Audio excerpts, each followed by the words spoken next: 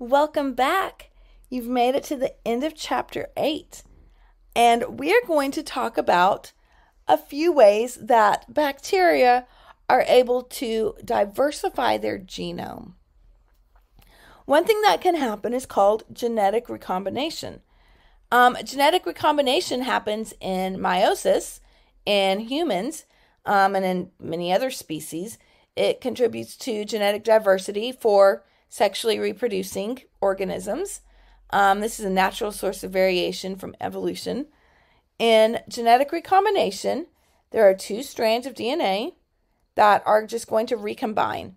Here it talks about how there's a nick in one strand, and it just goes and replicates or combines with the other strand, and you end up with, at the end, instead of having light purple and dark purple, you have a mix. So you have a little bit of variation in those strands of DNA. This involves the process of crossing over. This is crossing over depicted in these two pictures here, when the chromosomes are breaking and rejoining together. There's also different types of gene transfer. Vertical gene transfer is what happens when parents give their genes to their offspring. This happens in everything. This happens in plants, it happens in animals, it happens in bacteria. Anything that reproduces goes through vertical gene transfer. Then there's something called horizontal gene transfer, when cells of the same generation can trade DNA with each other. This only happens in bacteria. It would be like if I came to class one day and said, hey, I have this gene that lets me eat unlimited chocolate milkshakes without any calories. And so now here's a gene for you. You get this gene, you get the gene. Everyone gets this gene. I can't share my genes with you, right? You can't share your genes with me. You can pass your genes on to your children and that's it. We can't do horizontal gene transfer, but bacteria can. Bacteria have special little things called plasmids in it. Remember talking about plasmids? These are self-replicating pieces of DNA. They contain genes, although the genes are typically not essential for the cell to grow. They're smaller, typically only 1 to 5% of the size of the chromosome, and they're almost always circular. Here's a bunch of little plasmids in the cell. Some bacteria are able to say, here's a plasmid, and I'm going to copy it and give a copy to this cell, copy it, give a copy to that cell. They can just trade them amongst themselves.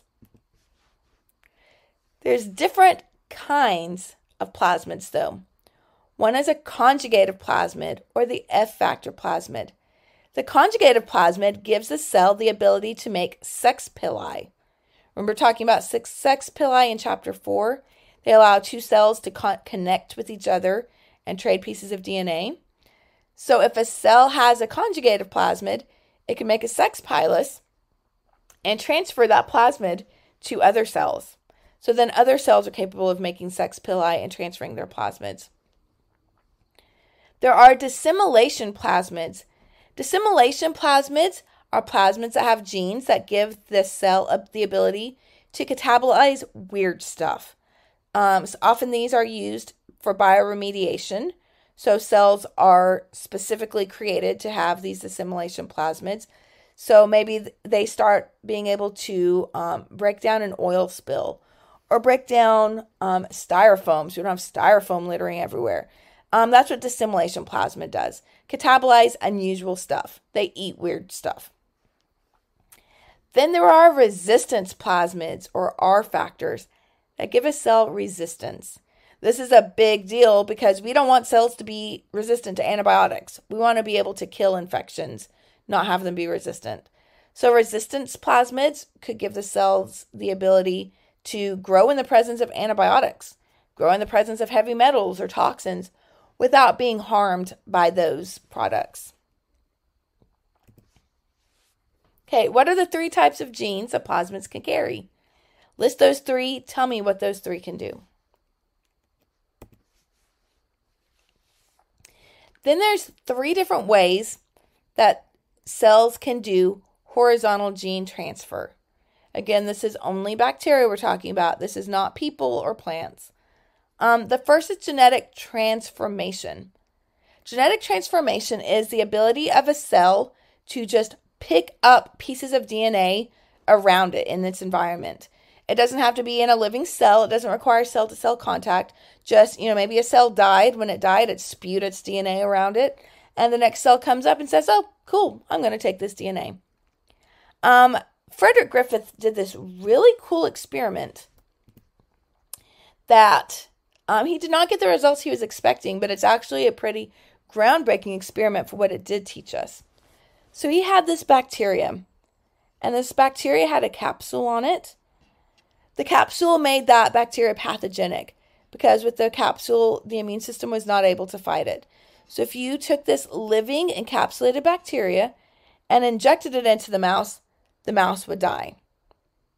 However, if you took this bacteria and took the capsule off, living bacteria without a capsule injected into the mouse is fine. If you took this bacteria with the capsule and killed it, the killed bacteria with the capsule but killed, injected into a mouse, the mouse is fine.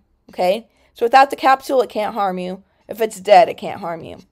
But if you take this harmless thing and this harmless thing and mix them together, the mouse dies.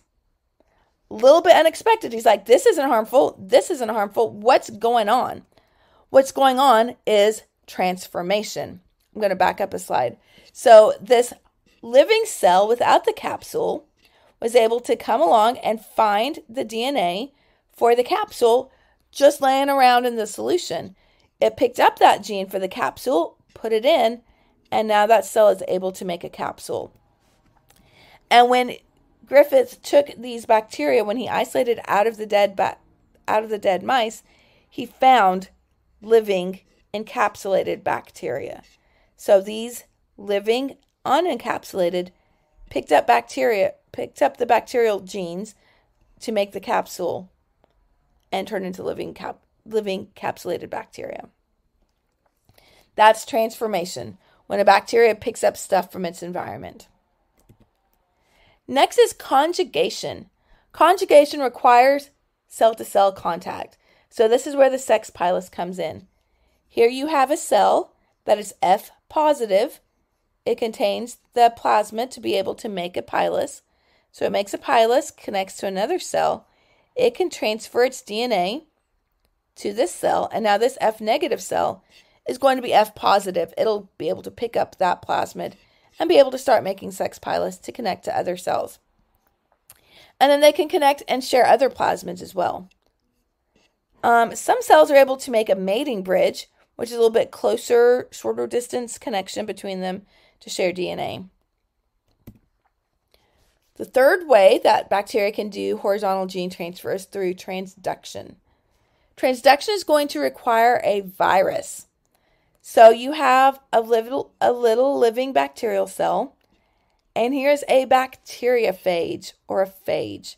We've used that word before, but let's review it again. A bacteriophage is a virus that infects bacterial cells. So the virus comes in and infects this cell. When it does, it's going to start making new copies of itself, totally destroys the cell itself. As it is recombining itself, sometimes, instead of packing little phage DNA into the virus, it picks up a little bit of bacterial DNA. So this phage now has bacterial DNA instead of phage DNA. If this virus infects the cell, that bacteria's DNA is going to be stuck in here. So now this recipient cell can take this little piece of DNA and recombine it into itself. And now it has the ability to do whatever gene was on it from that original bacteria. So transduction is when a virus transfers a piece of DNA from a cell that it infects into the next cell. There are also transposons. Transposons are little pieces of DNA that sometimes they're called jumping genes because they can literally cut themselves out and move to a different spot. They can duplicate themselves, and so they just jump and put themselves in multiple times. Our own chromosomes have transposons in them, and signs of transposons through much of life exists. Okay, so now you can tell me the difference between horizontal and vertical gene transfer. You can tell me what kind is parent to child, what plants and animals can do.